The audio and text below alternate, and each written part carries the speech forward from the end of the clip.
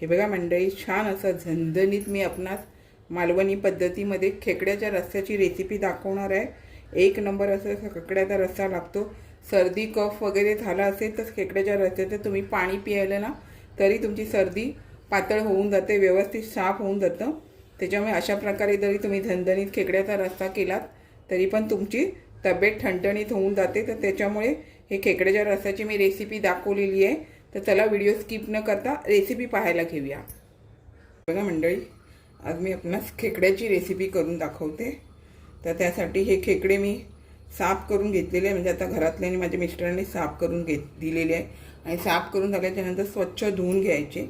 आणि हे जे नांगे असतात बारीकवाल्या, हे आपल्याला मिक्सरमधून बारीक करून त्याचा रस घ्यायचा असतो। तर आता हे मी मिक्सरमधून बारीक करून त्याचा रस घेणार आहे। पण आता खेकडा कसा साफ करायचा ते पण मी तुम्हाला दाखवते। तर हे मी वाटून घेणार आहे। हे बघा, अशा प्रकारे वाटून आपल्याला त्याचा रस काढून घ्यायचा आहे आणि व्यवस्थित गाळून वगैरे घ्यायचं आहे। तर आता हे मी व्यवस्थित गाळून वगैरे घेते आणि मग तुम्हाला दाखवते। पण चाळणीमध्ये व्यवस्थित गाळला जातो, त्यामुळे चाळणीमध्ये बारीक आपली पिठाची चाळण वगैरे असते ना, जुनी, तिचा वापर करायचा आहे। आता माझी जुनी चाळण आहे, त्याचाच वापर करते मी आणि व्यवस्थित गाळून घेणार। हे बघा, अशा प्रकारे हे व्यवस्थित असं गाळून घ्यायचं। त्याच्यावर थोडंसं अजून पाणी टाकून आपण हे गाळून घेतलेलं आहे। आता हे बघा, आपण असं गाळून घेतलेलं आहे। आता आपण खेकडे कसे मी साफ करते ते दाखवते। हा जो भाग आहे ना, हा काढून टाकायचा, हा घ्यायचा नाही। हे बघा, त्याच्यानंतर हाताने पण तोडता येतात। जर तुम्हाला हाताने दूर काढता येत नाही तर असं सुरी घालायची ह्यामध्ये आणि अशा प्रकारे हे काढून घ्यायचं। आणि पुन्हा हे जे साईडचं असतं ना, हे काढून टाकायचं। हे पण असतं ना, ते पण घ्यायचं नाही आहे, हे पण काढून टाकायचं। आणि आपल्याला 2 तुकडे करायचे आहेत। जर हाताने होत नसतील तर सुरीने तुम्ही ह्याचे 2 तुकडे करू शकता। दोर लावायला लागतो, कडक आहे। हे बघा, किंवा अक्का ठेवायचा असेल तर अक्का पण ठेवू शकता। आणि हे जे आतला भाग आहे त्यातील जो पिवळा गर असतो ना, तो फक्त आपल्याला घ्यायचा आहे। हे बघा, काही लोक अक्का खेकडा वगैरे, भरला खेकडा वगैरे करायचा टायमाला हा जो वरचा कवच आहे तो पण वापरतात। मी काय वापरत नाही आणि मालवणी पद्धतीमध्ये तुम्हाला दाखवते। आणि मी हे वेगळं पिवळं असतं ते तर वेगळं पण करतात काही जण, तर आम्ही त्यामध्येच टाकतो, एका ह्याच्यामध्ये वेगळं करत बसत नाही। अजून तुम्हाला मी दाखवते। हे बघा, एकदा हे असा भाग आहे तो काढून घ्यायचा, टाकून द्यायचा, हा वापरायचा नाही। आणि इथे सुरी घालायची आणि अशा प्रकारे तुम्ही हे करून घ्या। चांगलं पिवळं असेल तरच घ्यायचं, यातलं पाणी मात्र घ्यायचं, नाही तर काढून टाकायचं। हे साईडचं पण काढायचं आणि हे पण काढून टाकायचं। छोटे खेकडे असेल तर अख्खे ठेवले तरी चालतील। तर आता अशा प्रकारे मी बाकीचे खेकडे साफ करून घेते। डेंगे तर तुम्हाला असे जरासे टच करून आपण ह्यामध्ये घालू शकतो। तर आता हे मी बाकीचे साफ करते। हे बघा, आता आपण खेकडे साफ करून घेतलेले आहे। हे जे पिवळं असतं ना, ह्याचं वेगळं पण करतात, पण आपण एकत्रच करून टाकणार आहे, कारण थोडंसंच मिळालं। खूप खेकडे असेल तर जास्त मिळून जातं। तर आता आपण ही रेसिपी पुढची प्रक्रिया करायला घेऊया। हे बघा, आपण एक पळी तेल घालून घेतलं आहे आणि एक कांदा बारीक चिरलेला आहे तो घालून घेतला आहे खेकड्याचा रस्सा करण्यासाठी।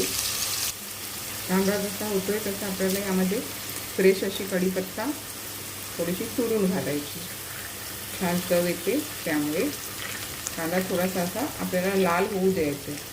आता थोडासा लाल होऊ देऊया।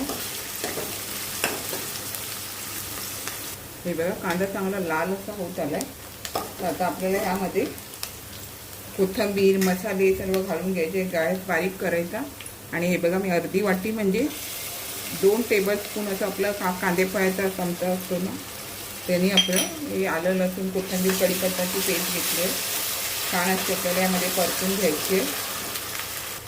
आता हे बघा 3 टेबलस्पून म्हणजे कांदे पोह्याचा चमचा आहे तेवढं 3 टेबलस्पून मसाला घेतला आहे. त्याला झणझणीत खेकड्याचा रस्सा हवा जातो, त्याच्यामुळे थोडा मसाला जास्त घ्यायचा. आणि 1 चमचा गरम मसाला, 1 चमचा हळद. तर मसाले यामध्ये परतून घेऊया. मसाल्याचा कच्चा पण निघून जाण्यासाठी आपल्याला यामध्ये थोडंसं पाणी घालायचं आहे. थोडंसं पाणी घालून घेते, म्हणजे जे आलं लसूण पेस्ट वगैरे असते ना ती चांगली शिजली जाते तेलामध्ये. कारण तेल असतं ना त्याच्यामुळे चांगलं शिजलं ना काय तुमचे जे जेवणं असतात ना ती खराब होत नाही. त्याच्यामुळे तुम्ही अशा प्रकारे मसाले शिजवून घ्या थोडंसं पाणी वगैरे टाकून. आता बऱ्यापैकी आपला हा मसाला आहे बघा, यातलं पाणी पण सुकलं गेलं आणि तेल बाजूला सोडलं गेलं आणि चांगला असा हा मसाला शिजला गेला आहे. आता आपल्याला यामध्ये खेकडे घालून घ्यायचे. हे बघा यामध्ये आपल्याला हे खेकडे, हे सर्व जे पेंदा असतो ते आतलं जे गर असतो व्हाईटवाला बल्ब म्हणतात त्याला, ते घालून घेतलं. आता हे सर्व आपल्याला मसाल्यामध्ये परतून घ्यायचे. वाटप वगैरे मी नंतर घालते, जसं चिकनचा रस्सा वगैरे बनवते त्याचप्रमाणे हे खेकड्याचा रस्सा बनवायचा. तुम्ही हा रस्सा पियायला तर तुमची सर्दी वगैरे पातळ होऊन जाईल. आता मी अजून छान असं परतवून घेते. आता आपण काय करूया, हे परतवून घेतलेलं आहे ना असं तेलामध्ये, आपल्याला आता ह्यामध्ये पाणी वगैरे वापरायचं आहे. जे मी खेकड्याचं पाणी केलेलं आहे ना तयार, ते यामध्ये घालून घेते या पाण्यामध्ये. आणि आपलं दुसरं रेग्युलर पाणी आहे त्याच्यामध्ये आपल्याला हे शिजवून घ्यायचं आहे. वरचं घ्यायचं, खाली थोडासा गाळाचा आहे तर तो टाकून द्यायचा, असं थोडासा गाळ असतो. आता आपल्याला हे छान यामध्ये बघा, ह्याच पाण्यामध्ये, आता मी दुसरं पाणी नाही वापरत आहे, ह्याच पाण्यामध्ये आधी शिजवून घेऊया. नंतर आपल्याला पातळ रस्सा करायसाठी आपल्याला नंतर पाणी वापरता येईल, कारण ह्या पाण्यामध्ये चांगले शिजले गेले तर चांगली चव येते. आता यावरती आपण झाकण मारून चांगलं हे शिजवून घेऊया. थोडासा भाग असा ओपन ठेवूया, नाहीतर असं हे होणार, दळल्यासारखं होणार. त्याच्यामुळे झाकणावरती पाणी ठेवून शिजवून घ्या. हे बघा बऱ्यापैकी आपण आता हे व्यवस्थित असं वाफेवर शिजवून घेतलं आहे. ताटावरचं पाणी पण ह्यामध्ये गरम गरम हे घालून घ्यायचं. आपल्याला ह्या स्टेजला बघा कलर पण बदललेला आहे खेकड्यांचा, लाल असा कलर आलेला आहे मस्तपैकी. असे तुम्ही मसाल्यामध्ये आधी शिजवून घेतल्यानंतर वाटप घातलं ना तर छान अशी चव येते. तर आता आपल्याला ह्या स्टेजला वाटण घालून घ्यायचं आहे. तुम्हाला किती पातळ, आणि पातळ रस्सा केलेला खेकड्याचं सर्दी वगैरे झाली तर पियायला छान असतो, त्याच्यामुळे पातळच करा. आता ह्यामध्ये मी कांदा खोबऱ्याचं वाटण, माझ्या चॅनलवर रेसिपी आहे, मी तेच वाटण ह्यामध्ये दाखवते, म्हणजे घालते. मी वेगळं आता वाटण केलेलं नाही, करून ठेवलं ना का तुम्हाला असं ऐन वेळेला उपयोगी पडतं. तर कांदा खोबऱ्याचं वाटण घालून जे चिकन मटनला आपण करतो, उसळ वगैरेला करतो तेच वाटण, आणि वाटण आणि आलं लसूणची पेस्टची रेसिपी दोन्ही पण माझ्या चॅनलवर आहे. आता हे मी छान असं परतून घेते आणि मग मला किती पाणी घालायचं आहे त्यानुसार यामध्ये पाणी घालणार. तुम्हाला घट्ट करायचं असेल तर घट्ट पण तुम्हीच ठेवू शकता. आता आपल्याला हे थोडंसं परतून घ्यायचं आहे. हे बघा आता मी परतून घेतल्याच्या नंतर ह्यामध्ये हे यामध्ये खोबरं काढून ठेवलेलं त्यात डिशमध्ये पाणी घालून हे मी पाणी घालून घेतलं आहे. हे बघा, ह्याच्यापेक्षा पण तुम्हाला पातळ हवं असेल तर तुम्ही पातळ करू शकता, पण हे शिजल्याच्या नंतर थोडंसं ह्याला अजून घट्टपणा होणार, तर तुम्हाला अजून पातळ हवं तर तुम्ही अजून पाणी घालू शकता. तर आता मी एवढ्या स्टेजपर्यंतच असं पातळ ठेवते. आणि आता आपल्याला ह्यामध्ये कोकम आणि मीठ घालून घ्यायचं आहे. हे बघा जास्त नाही, 4 कोकमं घालून घेतली, आंबटपणा आहे त्याला म्हणून. चवीनुसार आपल्याला ह्यामध्ये मीठ घालायचं आहे. हे बघा आता मीठ कोकम घातल्यावर आपण ढवळून घेऊया आणि मस्त असं रटमट येऊ देऊया. छान असं शिजलं गेलं पाहिजे.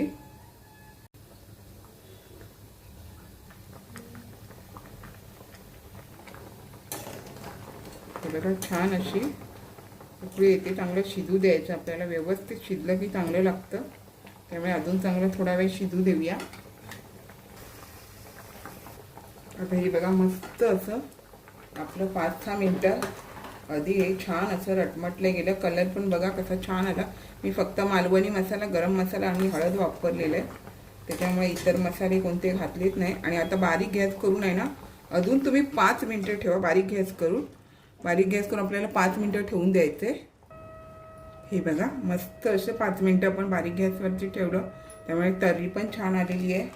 आणि हे बघा त्यामध्ये थोडासा घट्टपणा पण आलेला आहे आणि थंड झाल्यावरती थोडं घट्ट होतं. तुम्हाला पातळ पाहिजे तर पातळ पण जास्त करू शकता, पण इतक्या स्टेजला एवढं बस आहे. आता आपल्याला गॅस बंद करून यामध्ये कोथिंबीर असेल तर घालून घ्या, नसली तरी चालून जातं. ते बघा आपण मस्तपैकी अशी कोथिंबीर घालून घेतलेली आहे. एक नंबर असा खेकड्याचा रस्सा मालवणी पद्धत मी तुम्हाला करून दाखवले. मिळाले तर करा, नाहीतर काय माहिती आहे श्रावण महिना लागतोच आहे, नंतर कधी केलात तरी चालून जातं. खेकडे हे वारंवार मिळतच असतात. हे बघा मंडळी छान असं झणझणीत मी आपणास मालवणी पद्धतीमध्ये खेकड्याचा रस्सा करून दाखवलेला आहे. हे बघा अशाच नवनवीन रेसिपी किंवा इतर व्हिडिओसहित मी आपणास कायम भेटतच असते. आपण माझ्या चॅनलला लाईक, शेअर, सबस्क्राईब, हाईप करायला विसरू नका. चला तर आता इथेच थांबते. मस्त खा आणि स्वस्त राहा. आपण माझे व्हिडिओ पूर्ण पाहता त्याबद्दल मनापासून खूप खूप धन्यवाद.